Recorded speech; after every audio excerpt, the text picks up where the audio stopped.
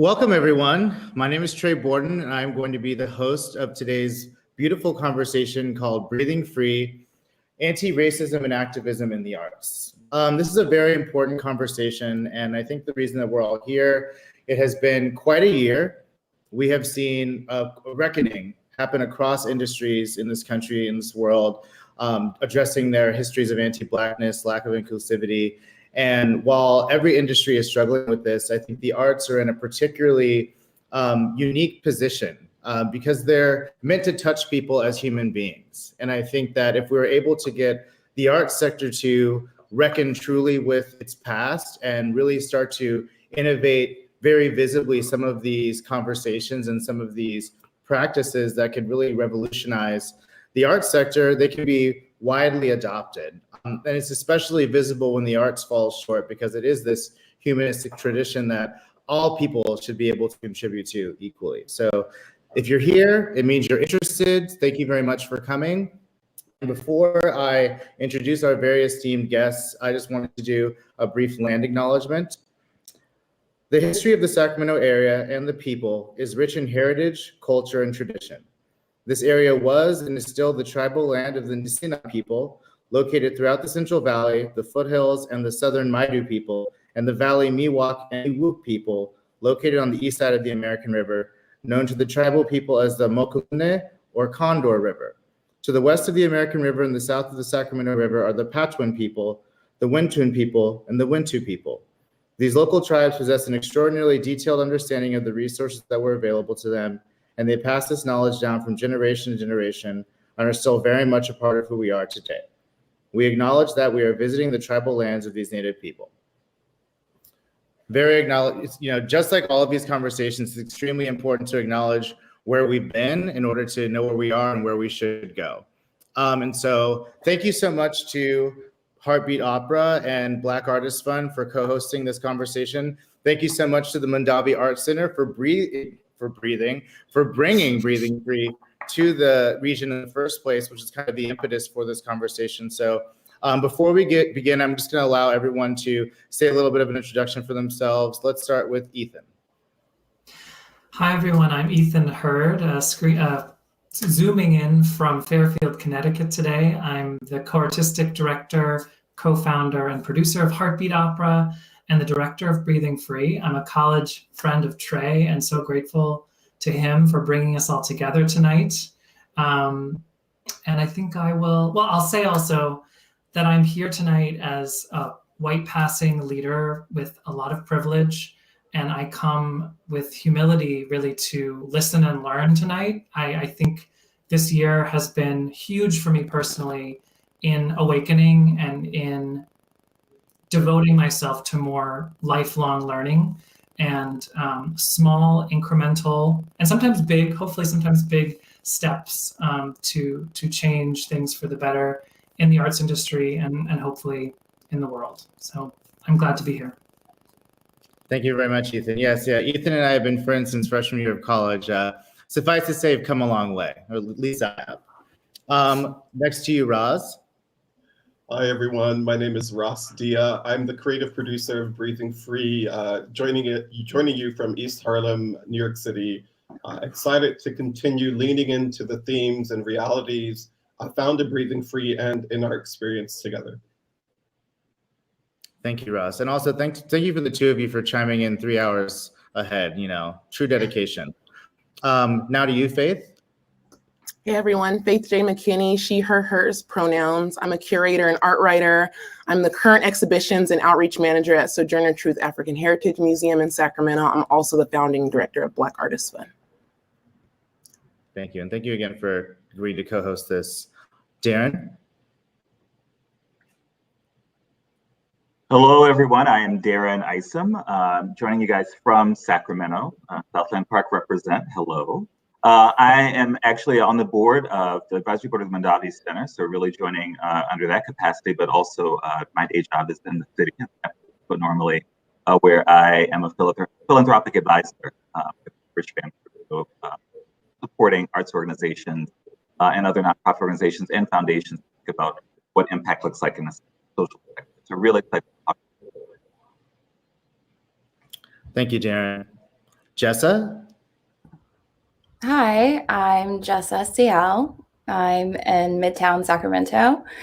I'm a photographer and filmmaker and an artist. And I'm also a board member of the Black Artist Fund. I run an agency called Ciel. Thank you. And for those of you who may notice, I'm just going to do this to embarrass Jessa, but it's beautiful. That's Jessa on my wall. Prints are for sale, I will say. imciel.com. Okay, and last but not least, Dr. Akilah Cadet. Hi, everyone. I am Dr. Akilah Cadet, long-term friend of Tre, lifelong Sacramento fan, but I live in Oakland, California now. I am the founder and CEO of Change Cadet. We are a diversity, anti-racism, organizational development consulting firm, and my company informs change all around the world. And we like to do this thing called accountability and move past performative allyship with our clients. So very excited to be here to support the arts. And I don't want to brag or anything, but I for sure did tap for like 2 years from like 5 to 7. So just want to put that out there. Thank you for all of that. So these are our very wonderful panelists. I'm so glad that all of you have agreed to have this very important conversation. Before we begin, obviously we're here as a result, or we've been inspired to have this conversation because of Breathing Free, which is the virtual opera that is currently screening at Mondavi Center. You'll hear all about it during this panel. And before we kind of get any further, for those of you who are not familiar with the opera, we have a little bit of a trailer just to contextualize this conversation. So I think that will be playing very shortly.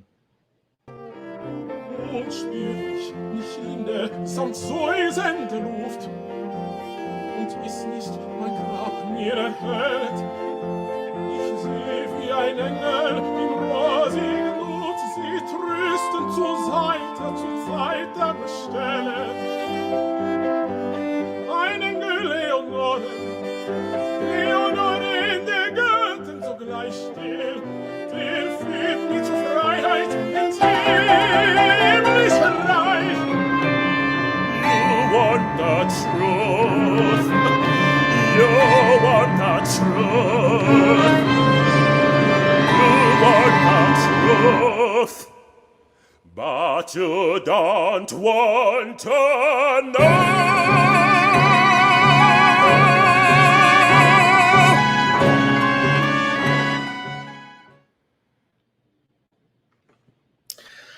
Every time I see that, yeah, bravo. Every time I see that, I'm moved. It is such a beautiful production. And one of the reasons it's so striking, I think, is because, looking at it, it is not what you think of. I mean, if you listen to it only, it sounds just like an opera. But I think that having an all-black cast, kind of recontextualizing something like Beethoven into something that is very modern, talking about our current racials is very unexpected. And so we're so glad, Ethan, that your company decided to create this. Can you tell us a little bit about kind of, you have an opera company. It's not got a history of inclusivity. So I think it might be very difficult to kind of approach what the role of a company like yours be in the racial justice movement. So I think it'd be really instructive to hear from you, kind of what conversations led to this and how was this an extension of work you were already doing? Yeah, absolutely. And just a big shout out, first of all, to the whole Breathing Free company and to our filmmaker, Ani Cisco, who did such beautiful work on Breathing Free. Heartbeat is in our 7th season. And we started off in small spaces in New York, really distilling grand opera to a black box experience. And we wanted to make opera visceral and sexy and accessible for younger audiences and for folks who might normally feel like opera is not for them. So back in 2017, I would say my personal racial reckoning with opera began with a production of Madame Butterfly. I'm half Chinese, my mom's Chinese, my dad's white. And I wanted to do a production of that opera through the eyes of the biracial son, Cho Cho-san's son. So we did a 90-minute version of Butterfly.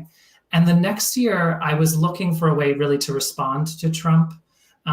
and thought back to Beethoven's Fidelio, which I had studied in grad school, actually in a scenic design class. And I had seen all my scenic designer colleagues attempt to design a prison and bring to life this operatic story. And really immediately, I saw it through a contemporary American lens and thought of it as a Black Lives Matter story and wondered, what if Florestan, Stan, this hero, is actually a Black Lives Matter activist who has been wrongfully incarcerated by a racist white warden.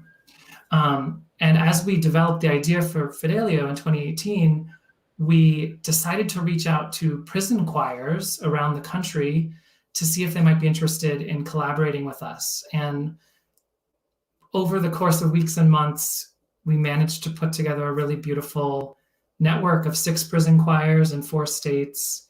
And we ended up working with 100 incarcerated singers and 70 volunteer singers from the outside who go in on a weekly basis. And it was a really beautiful and life-changing experience for us. Flash forward to 2020, which was the 250th anniversary of Beethoven's birth. We had been asked to remount Fidelio around the country, including at the Mondavi Center. And then the pandemic hit, and we were no longer able to do an in-person Fidelio, but we wanted to still work on this story. And we also wanted to expand and deepen the work by featuring work by Black composers and lyricists. And so the idea for Breathing Free started to come together. Roz joined the team, Anis, our beautiful movement team, Emma and Tamron, our music team, Dan and Jacob. We put together this song cycle, and Roz brilliantly offered the idea of a visual album, which really, I think, made everything click when I heard that phrase and thought of Beyonce and the visual albums of today. That was exactly what we wanted to do, is make opera relevant and fresh and of the moment. Well, thank you for that context, Ethan. Thank you as well for the Beyonce reference. Ross, I think that, I've never worked in opera. I imagine for a Black creative professional working in opera, it is unusual to have these sorts of opportunities. What was it like for you kind of stepping into this company that was, had a history of responding pretty intellectually and responsibly with this type of material as kind of a Black creative director like this? Yeah, or a creative director in this context? Yeah, I think the first thing is I always walk into an operatic space understanding my context in it, and that is to say, I am a Black man in a traditionally white-held space. So the idea of entering from a position of power is often lacking. And so to be able to enter this conversation, that moment of collaboration, and in a way be on a level playing field, so to speak, was empowering. And what that allowed for me was a chance to really dream as wildly as I could, in an effort to uplift and honor the work of my collaborators, and especially my Black filmmaker, my Black singers, my Black dancers, to really understand that opera is not just one story, it's multi-layered. And what are the ways we could lean into the realities of talking about mass incarceration, or Black sensuality, or queerness, or reparations. And that was really my goal, of really showing that Blackness and Blackness in opera is not monolithic, that it is many things all at the same damn time, really. And so that was my kind of praxis in coming into the space, wondering how I could expand the approach of what we were doing. We're still in a pandemic. How do you make 3 singers living in 3 different metropolitan cities come together and make that work make sense and be beautiful and worthy of being seen? And so at every corner, we're just trying to figure out what are the ways that we can really make the best work possible. And, before we move on from this specific work, what was it like with the performers? I mean, this must have been, obviously, in a pandemic, shooting remotely. I mean, we can't gloss over how technically difficult the achievement you guys have done is it's remarkable. But what was it like for them? Especially, I know for all of us, we're still living our lives in this racial reckoning. So they're still singing, they're still dancing, they're still in these situations in these cities. Kind of what was it like for them performing given all that was going on? My understanding, or at least my suspicion, is that like anything, it's very challenging to have to collaborate through a computer, especially in opera where it relies so much on the use of space, the resonance, the feeling, the scale. And so it's challenging in that respect to really, in a way, be diminutive and really perform to camera or rehearse to camera. But there is also another, quality is that we do know if we're taking a room of Black creators, they're all coming from particular experiences. And one thing that we raised very often, and was that there wasn't a prescriptive Black experience. Everyone felt differently for different reasons on different days. And to have that kind of sense from the kind of creative production side, to understand that meeting people where they are, having these kind of community conversations and disagreements, I think disagreements were really important. Those were ways to get that turmoil out and seen and call it out. And that was, I think, really important for this idea of being able to come together, because you can't collaborate with things unsaid. And that was, I think, a major theme throughout the process. There were tensions, there were joys, we were curious, and we were making it up in many respects as we were going along. But it was this idea of being able to speak your truth, speak it boldly without fear, and do your work. I just want to chime in and say, I just wanted to add too, I was reflecting, before the panel about some themes that I thought I could bring up tonight. And one of them is time. In our postmortems with the cast and all of the creatives and support team, the kind of offering again and again was we needed more time. And looking back, we were probably hubristic. I was probably too optimistic in thinking of how quickly we could pull it together, because we did rehearse in October, film in late October into November. There were some COVID-related delays and weather delays, so the filming continued into mid-November.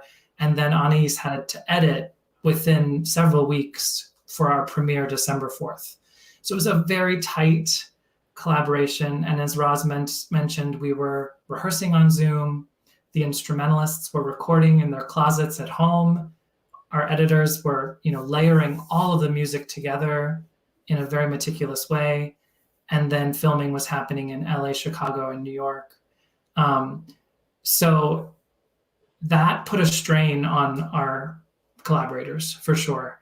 And on top of that was the layers of the pandemic, the racial reckoning, the election. And so moving forward as an arts leader myself, I'm definitely going to think about time differently in approaching projects like this. I mean, when you put it like that, it's a miracle you did anything. So, I mean, kudos again to you guys for pulling this together, because what you did is very beautiful and very provocative. And I think a really good example of how a company that, you're in your 7th season, it's not like you're brand new, can kind of start to pivot and be responsive. This makes me want to call on Faith, speaking of responsive, an organization like Black Artists Fund that really leaps to the task at hand in response to what they see around them, kind of a lack of service of Black artists, a lack of seriousness maybe that organizations are taking this call to reform some of their practices. And you guys really just sprung into action and just started doing. And I think that kind of spirit is really what's going to get a lot of people through this interim phase. Can you talk a little bit about what it was like to organize that? Yeah, absolutely.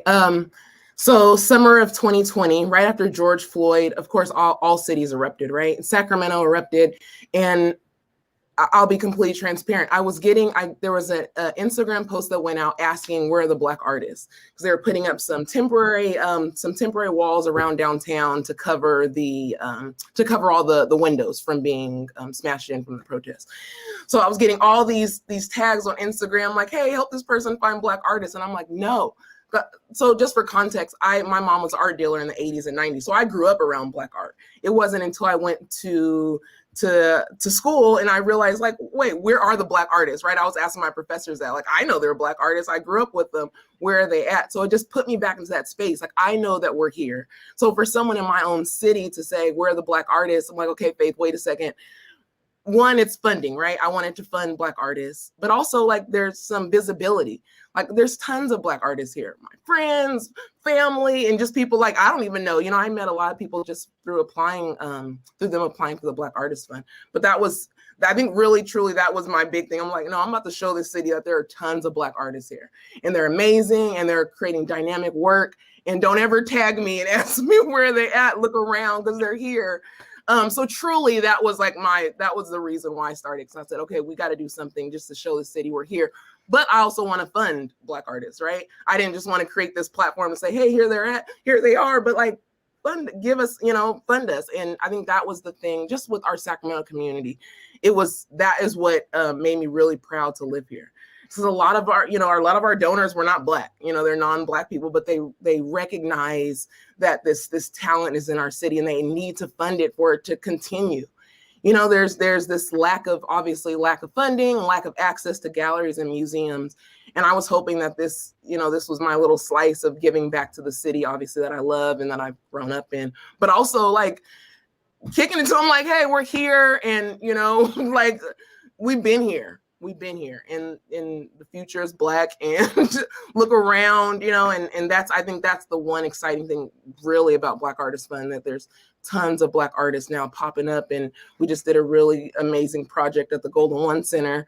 And all these artists, like, at scale, this huge scale, and people are messaging me like, I didn't even know this person lived here. And that's the work that I want to continue to do.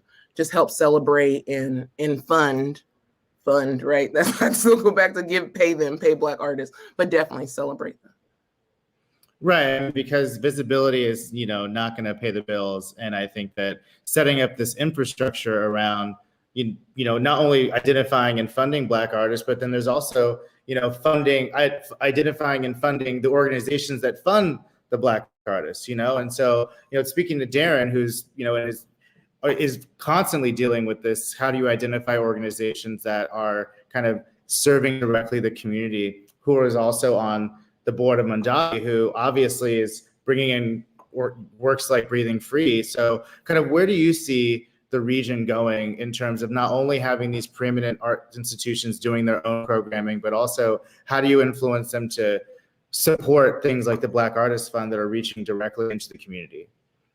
Yeah, this is a great question. And Faith, I just want to piggyback on a comment you made earlier. I'm from New Orleans originally, so I'm a seventh generation New Orleans native. And so you know that with any New Orleanian, within 5 minutes of talking with them, that they're from New Orleans.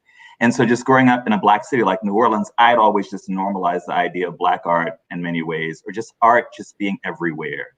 And this idea of there's no such thing as being high art or low art. It's just art, right? With a city that can give you Big Frida and Wynton Marsalis on the same ticket, right? With absolutely nothing needing to be calibrated. It is what it is. And so I think that in many ways, having lived in other cities before coming to California some many years ago, I had always just looked at arts as something that was just healing and powerful and moving. And also just a Black gay guy, like, it's just a place where we dominated, right? Like, it was our space to shine, right? And so this idea of, making the argument for the importance of the arts, or more importantly, equity in the arts, it was like a no-brainer. This was our space, right? And so I think that, that for me, interestingly enough, I moved to Sacramento only about 5 years ago after living in the Bay Area for many years and actually moving to California from New York. And when I came to to Sacramento, I saw Mondavi, and I saw they were just producing all kind of stuff. And I never felt like there was a room where I couldn't add something to or benefit from, right? So I just showed up there and really appreciated it. I didn't even know, from Sacramento, like, Davis is so far away. I never even thought of it that way, right? For me, which is all the same region and same place. And so as I think about, in many ways, arts institutions and their role, both in displaying work like this one, but also arts organizations and foundations, their role in funding work like this, I think, there's just a lot of ways of thinking about it. One, good art is relevant art. right? And the second it stops being relevant, it's not good. That's how I measure quality. Is it relevant, right? And so I think there's something to be said about how do you keep that arts conversation evergreen and make sure that as an arts organization, you're presenting things that are relevant and that are always speaking to keep the arts relevant. And so, you know, some advice that was given to me many years ago, Daniel Wyndham, who was a program director over at Wallace Foundation, he loved to just tell big white arts organizations to look out at their audience at their next performance and remind them that a good 80% of the people who are sitting out in that audience will be dead in 10 years unless you change, right? Like your audience is gonna sunset, right? And so as a result, you have to think about what you can do to remain relevant and what you can do to make sure that what you're doing is always gonna be attractive to people who are doing interesting and new things. Luckily, the interesting and new things are good, right? So, I mean, there's something to be said about literally, if you want good stuff, you have to go find young people that are relevant and doing interesting things, right?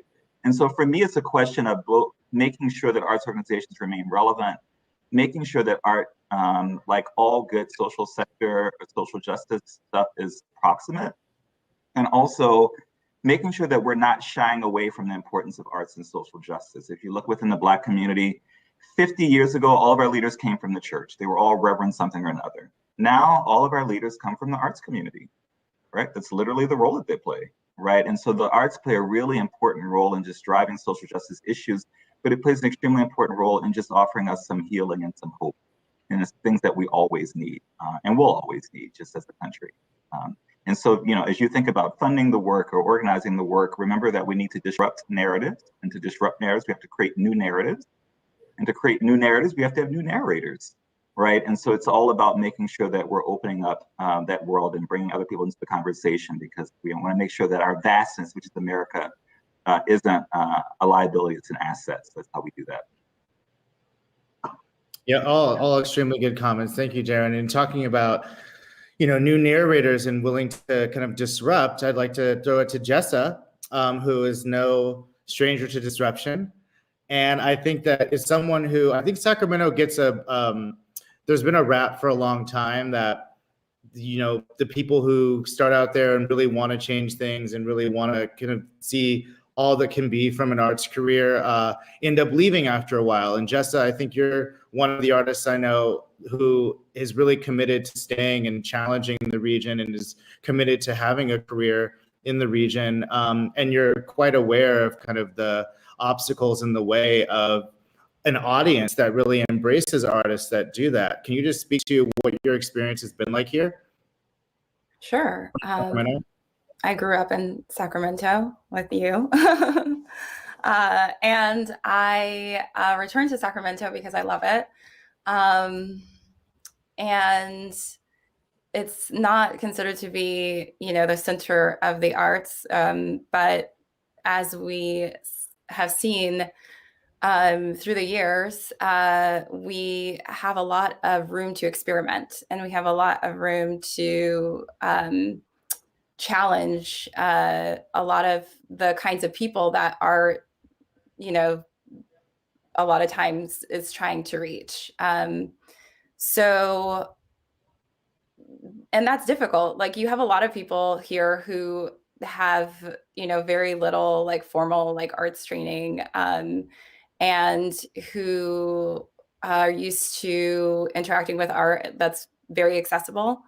And then you have people who, you know, are here and very sophisticated in terms of their like arts education and background. And so to find an audience for your work, I think it has to play on multiple levels. And, you know, I make challenging work, and here it's a place where people still are nervous about being challenged, I'll say. And, you know, the way that I see that really affecting like artist careers such as myself is in funding. There's a lot of tension between like the people who are funding, and I think that's in arts across the board, right? There's a lot of tension between the people who are funding and the artists themselves. There are certain things that if you want to speak to a specific audience, that, you know, the funder will be nervous about you turning off like a lot of the audience. you're trying to push the boundaries. Being in Sacramento, I've seen that a lot. And I think that to me, the most important thing to really make change within the art space is to not just diversify the artists who are in the room, but really diversify like the arts administration, like any of the arts leadership. We cannot be in rooms where we're not represented already. You know, it's like people look for people like themselves a lot of the times, and they have networks of people who are like themselves a lot of the time. And so Black people being in the room already will look around and say, hey, like we don't have enough like Black representation in these spaces. We need to, they'll notice it's missing, you know? And so I think Sacramento, along with probably the majority of the arts organizations of this country, really need to look at who's on their boards, who's on their staff, who's like in administration, who is the leadership, and if it's not reflecting a truly like diverse demographic, racially, gender, sexual orientation, et cetera, then there's something wrong, and you need to change. And you need to evolve because, as Darren was saying, you know, if you're looking around and you're saying most of the people who run these institutions will be dead in 10 years, then that means that your institution itself will be dead in 10 years because you're not bringing in people like myself. You're not bringing in people who are on this panel. You're not bringing us into the conversation. Why do we care? Why will we continue the work that you've started, the work that, you know, sometimes it's hundreds of years like in the making? Why would we continue it if we are not involved in it now? And I think that this is the big struggle probably in every institution, but you know, this is what we really need to work on. Absolutely. And I think that, you know, you hit the nail on the head in terms of how are we going to get in rooms we're not in. And I think that because of this racial reckoning that we're currently experiencing, it's obviously not over. It won't be over probably forever. But I think that right now what you have is a heightened sense of self-awareness from these organizations. Before, you know, everyone knew there was no Black people in these rooms, but no one seemed to care.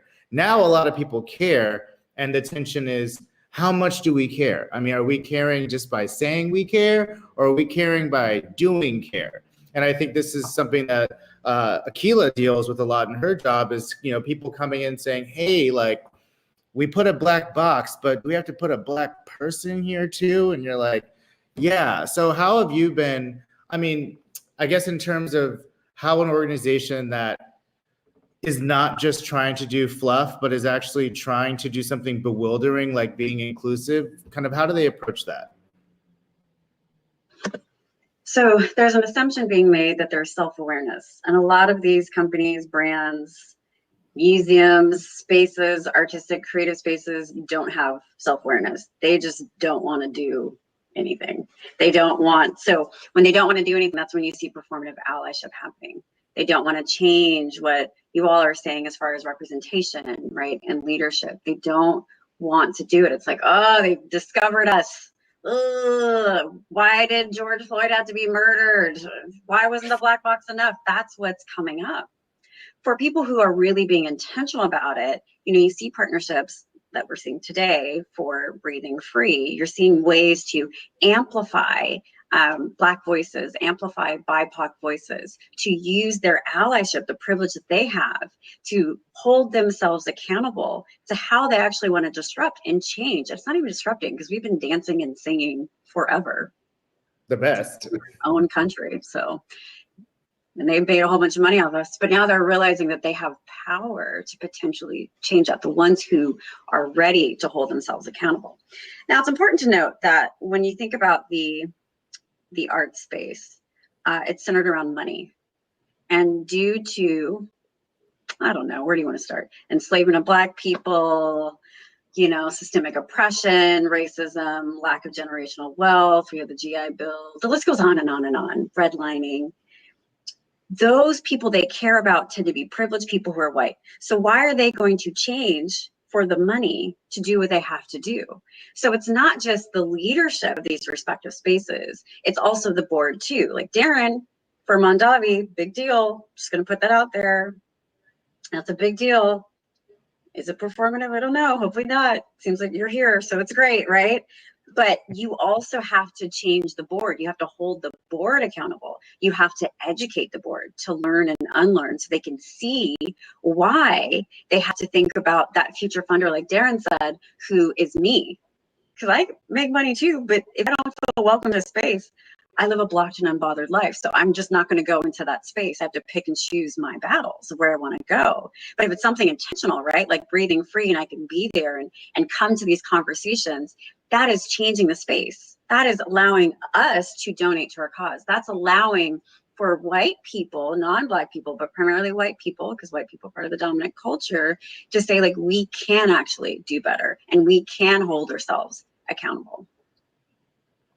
And I think it's important. I mean, I have a comment, but I also want to tell our audience that there is a chat open. And if you have any questions that you'd like to ask any of the panelists, please feel free to put in the chat. We have a moderator there, and I will be asking those questions. But yeah, the money part, right? Because I think that really holds people up, because people think that arts is just about art for art's sake. You know, it's like, it's just as capitalistic as any other industry. In fact, it may be worse because it's very hypocritical, because it's not supposed to be about that. So I think that how do organizations kind of who only know one racist place to get money, or at least one monolithic place to get money, start to change midstream? You know, I think that probably catches people up. I mean, Darren, do you have anything to add about that, perhaps?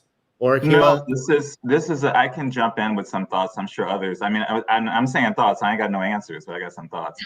So I think that, that money piece is really important. I think one of the interesting things I see very often, this goes back to Dr. Akilah, I'm gonna keep your title, Dr. Akilah's comment about organizations, some want to do better, some it's performative. I think that very often we've created almost a funding structure within organization. I mean, it's America, #America, right? We've created a funding structure that basically operates under white supremacy, right? Like literally, to be successful as an organization, you are putting on shows that appeal to the wealthiest people, right? Or what you perceive to be putting on shows that appeal to the wealthiest people.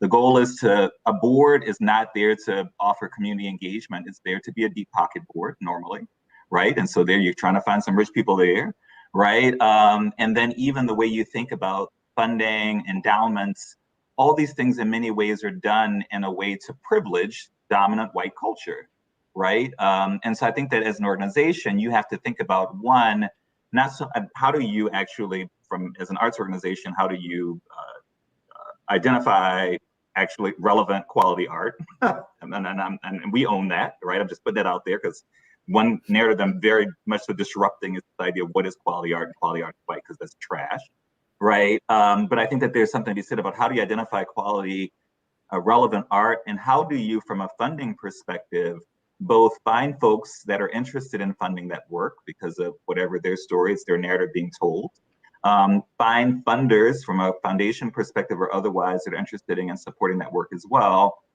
Or I think very often as well, we talk about this idea of the audience is going to be dead. What do we do with them? We have to get a new audience. Yes, part of it is getting a new audience. Obviously, there are people who appreciate it and have money and can do all those things. I think also white arts organizations have an obligation to cultivate the palette of their current audience, right? Mm-hmm. Like this, you don't have to, they've been looking at all this stuff for 30 years. They can start looking at Black stuff too, right? That's what quality looks like. And what's your obligation there of cultivating the palette and make sure that art that's being produced isn't necessarily just for a small group of folks, it's for everyone, because art is relevant, art is powerful, and good art, we can all take something from it. And I think that's very often we talk about diversifying audiences. Yes, definitely. You should have an audience that looks like the region in which you serve. You should have people performing in the way that that look like the people that are in the community as well. But you should also have white people that can see Black art. That's part of your job as an arts institution, is to cultivate the palette of people, right? So I think that's something worth noting as well. It's important to realize that, what you're asking for white people to see Black art, they have to realize that they have been adding to the very system that's holding Black people back. And white people like comfort. It's so good. It's a beanbag chair. You're in it. It's comfortable. You have all the things you need. And so there's more of a responsibility with that educational piece, that learning and unlearning, which I do think comes from Breathing Free, where it's just saying, it's like, listen, hey, white people, you don't know what you don't know, but now you know it. And so we're going to give you programming. We're going to give you opportunities to learn about different parts of the Black art, to hold you accountable to how we want you to show up, to be open to having a space that is more diverse, because they can do all of that. But if all of us were to show up to an opera and we are going to feel othered and discriminated against, covert racism, why would we want to go back? Like I'm setting up my life to bequeath money. I've never bequeathed shit, but I want to bequeath money. But I want to do it into a place where I feel valued and welcome. I don't want to add to a system that didn't want me there. I don't want to add to white supremacy. And so by the time we're all of age, or we have more disposable income to do that, what can these systems do to acknowledge that they're a part of the problem and also can be part of the solution? Can I feel like it was double Dutch. I was waiting, Doc. I was waiting. No, that's so important. I think about the all the people of color that work in these institutions, right? And I come from a place where I work in primarily white institutions, and it was so for 2 years it's draining, to do all of that work. And then I found that for me, radical self-care, and then for my community, was leaving that white institution and then completely shifting my focus to an institution that is here in our city that is celebrating African heritage. Like, it was like wild. For 2 years, I was working at a white institution trying to like get them to see Black art. And then I turned, I was like, well, there's this Black institution here that I could jump in. They're already showing it. They're already doing it. So why not take everything that I have? Because I know I have a lot, and why can't I just give that instead of trying to like work with these old white people on their board and like get them to see the value of it? Why can't I just go to this organization? I think especially in Sacramento, we have the Latino Center of Arts and Culture, we have Sojo, we have Soul Collective, and these are organizations that are doing the work. However, their budgets are, a fraction of what these PWIs, these primarily white institutions are. So how do we change that? How do we move that money? I know for 2 years, y'all, I was focused on that white institution. Like what? Now I'm like, no, like how do I move some of that money? How do I help Sojourner Truth African Heritage Museum get some of that money? How do they get into this game and play? Because they're doing that work. Like I don't have to do, like, it's not, I went in today, it wasn't taxing. I wasn't like looking at white people that are looking at me. Like I'm looking at Black people that are engaging with art and history. Hands down, that's all I want to do for the rest of my life, But I want to now, like, how do we shift that? Obviously, the last year, COVID, I've been on all these Zoom talks with Black museum workers, and we're all saying the same thing, and it's wild. And Tre had a, what we gonna do? And I was hearing these stories, and I'm like, this is the exact same story that I'm going through. Why are we going through this? Like, let's completely shift the gaze and move over to this, where we're celebrated, where we can celebrate ourselves and our culture.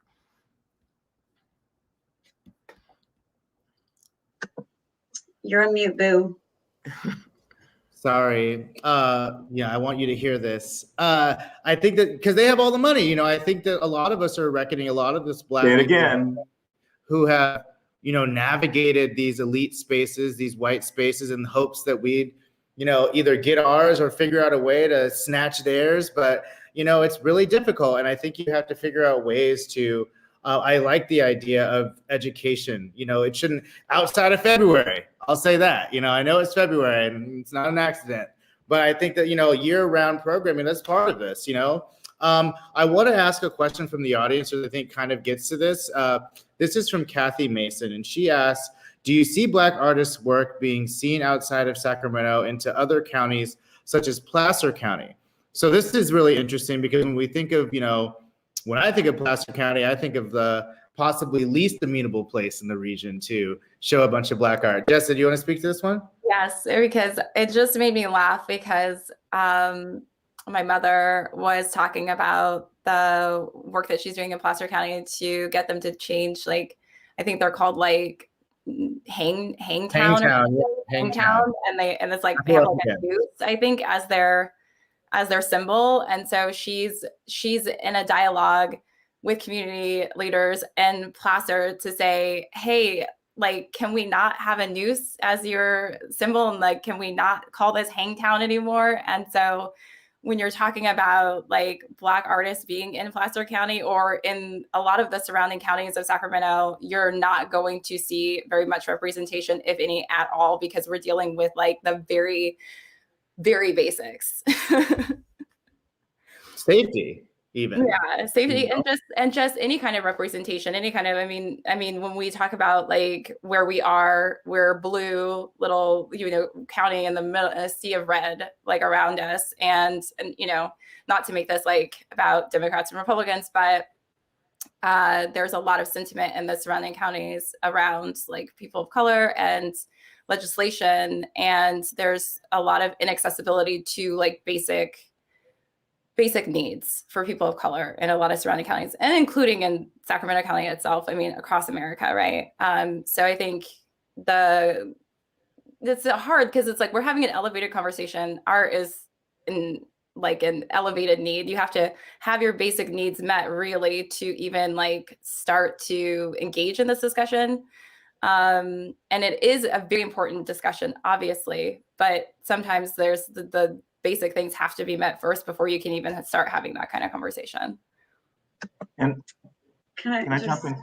Go ahead, Dr. Akilah. No, I think there's one point, just a quick point. I think that as someone who's new to Sacramento, I know Placer County is literally the place I drive through to go cut down my Christmas tree, so I don't know much about it. But I do think there is something to be said about the fact that, I love that when people start throwing out other cities and other counties. One, Sacramento's enough, right? And so I think there's something to be said about how do you own your space and make the most of your space. Being from New Orleans, I knew New Orleans was New Orleans. I have absolutely no idea how many gay kids in Mississippi, 2 counties over, dreamt of coming to a gay bar in New Orleans. Literally, that was their life, right? And so I think there's something to be said about, given the situation geographically, how does that even give you even more pressure to live into what your story is as a city and as a place, to be that beacon, if you will, for Black people who are living. I'm sure there's some Black folks in Placer County because we're everywhere, but hopefully they're safe. But how do you be that beacon and give people that space and exist as that space that can kind of, in many ways, activate the area, or at least give people a safe house in an area that isn't otherwise? So I think that, working on Sacramento seems like a lot of work and enough work in itself. More than enough. Akilah, did you have a comment? Yeah, that work is why I'm in Oakland, California, because I was tired of being the only Black person in my class. Didn't have time for that, but very happy with the progress of Sacramento. Love to visit. So a couple of things. We have to be careful as Black people, and also for those who are listening, to make sure we aren't centering the white experience, because we're giving the time and energy to them. I want you to know the day Trump was elected into office, it was no longer a political conversation. It became about the humanity and equality of Black people. So talk about the politics. Know that if someone's a Republican, and there's a lot in Sacramento and the surrounding areas, they are at best comfortable with racism. So just don't feel that you can't bring that stuff up. I have to make that very clear. Now, centering is important because when Placerville or, Hangtown and all that stuff, it's just like, but it's so nice. It's the same as Confederate statues. It's like, but it was a time. It brings us joy. Or that was my great-great-grandpa. And that's just the history. And then as a kid, we made these like news cookies and we ate them. So they're centering themselves. I'm sure, I don't know if that's true. I'm sure it happened though. But they're centering themselves. They're centering themselves for their comfort. I'm going to sound like a broken record, for their comfort, right? And so the kind of the chats and the questions coming in, the theme that's coming in of like, Black art in these white spaces, when the Black art gets into that space, it also has to be done in a way that values our history, past, present, and future. So it's story time. I saw Soul of a Nation twice. Saw it first at the Broad, then I saw it at the Dion Museum here. I went with a private tour, blah, blah. It was curated by a white woman. Now here I am just trying to be inclusive, Bay Area. But as soon as we got to the section, I was over it. I'll tell you, like 10 minutes into it, I was over it. But as soon as we got into the section, highlighting the different artwork around fist, Black power, I have fist all on me. That's just how I roll. This white woman put her fist up in the air, talking about the history and the how and the why of how this is a symbol for Black people. Does anyone want to guess how long it took for me to say something? Anyone? 0.1 second. Yeah, it was real quick.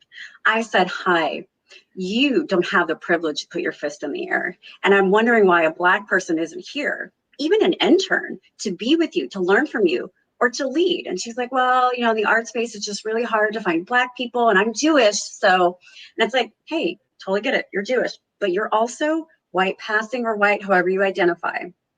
And so Oakland, and I pointed, is right there. There's several Black people, so I want you to know that it's a choice.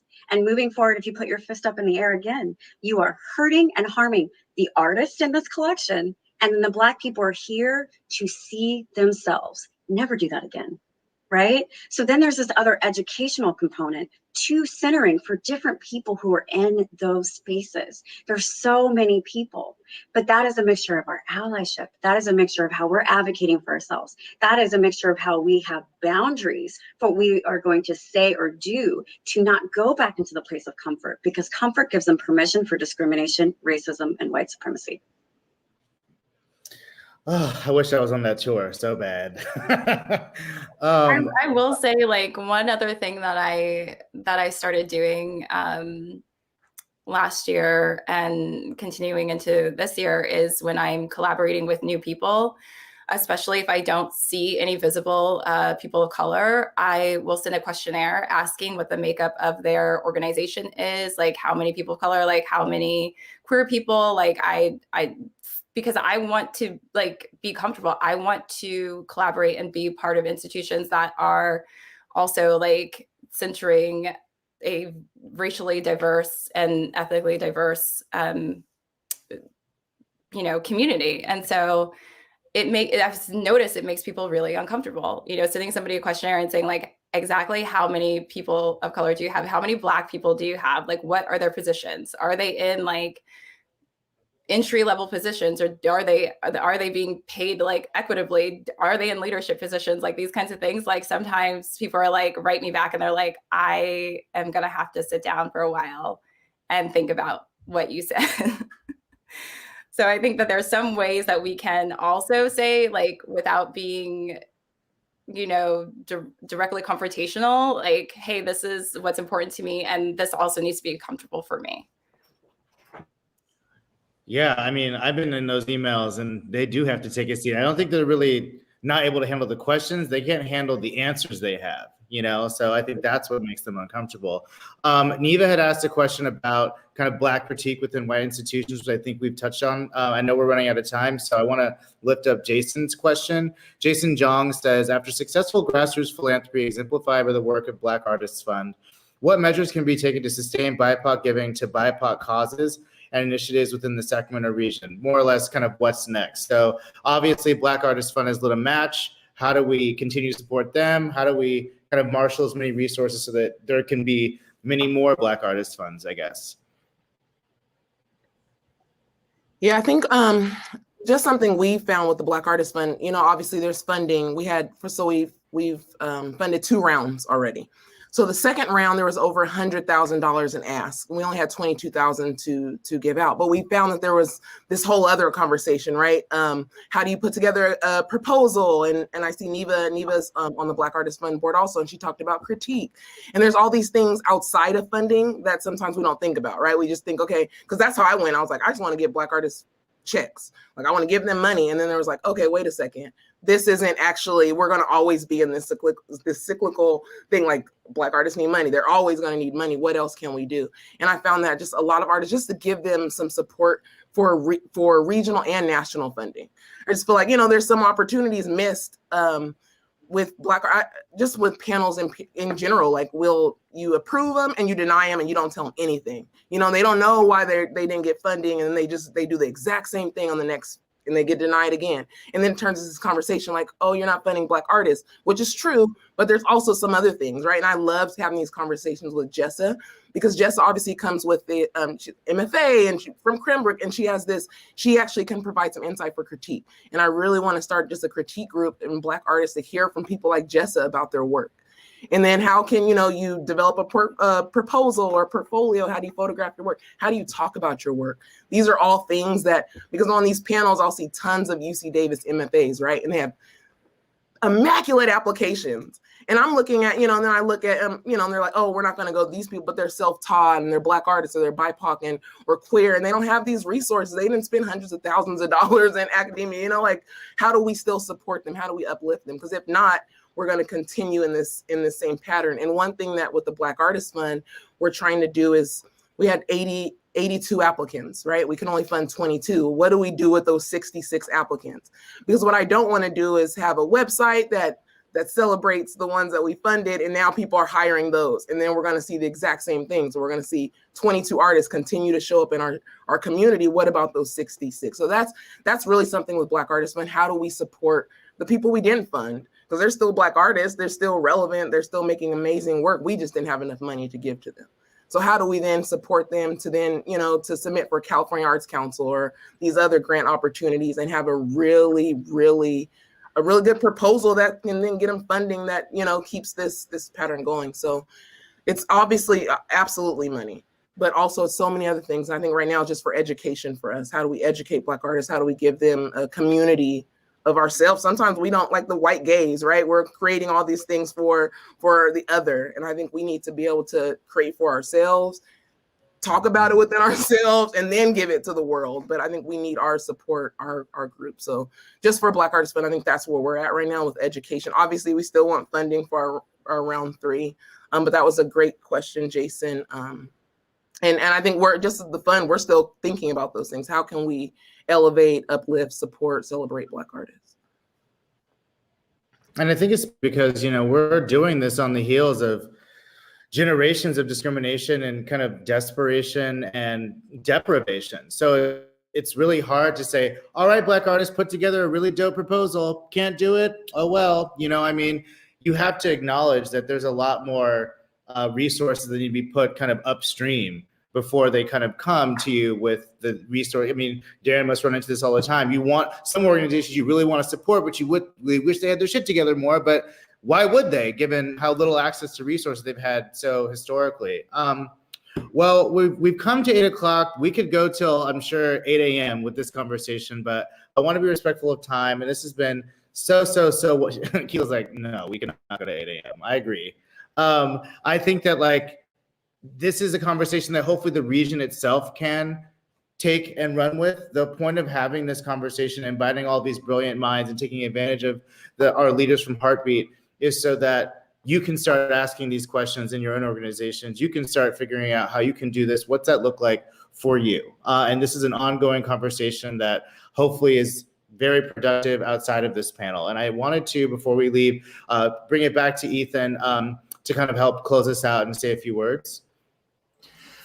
Thank you to my colleagues on the panel. This was wonderful to listen to and learn from. I just wanted to invite folks who haven't seen Breathing Free and are interested to check it out while it's streaming at the Mondavi through Saturday, February 27th. You can use the discount code HEARTBEAT, all caps, all one word, for a $5 ticket to watch it on demand. And we invite you to subscribe, to this YouTube channel and check out our website, join our mailing list. We'd love to share work with you more in the future. I hope you will support the Black Artists Fund here and keep engaging with this beautiful community. Again, just thank you. And Tre, is there anything else you want to say before we wrap up? Faith, did you have any last words to say, kind of where to find you guys or when your next round is coming up, anything like that?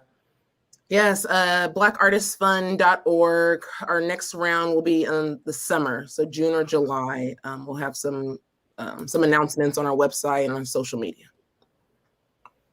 And if you have any money burning a hole in your pocket, you know where to send it. A Black Artist Fund, taking donations, as is Heartbeat, of course. Well, Ethan, Raz, Faith, Darren, Jessa, Dr. Cadet, Akilah, I can't tell you how much I appreciate you guys. Your time is extremely valuable. I know that very much. Everyone who saw this panel knows that. And thank you. And I hope that everyone who's watching is learning something. And be more anti-racist. You know, that's the point. So let's create an arts organization that can really run with this, because I don't want to be in the same place a year from now. None of us do. So cheers.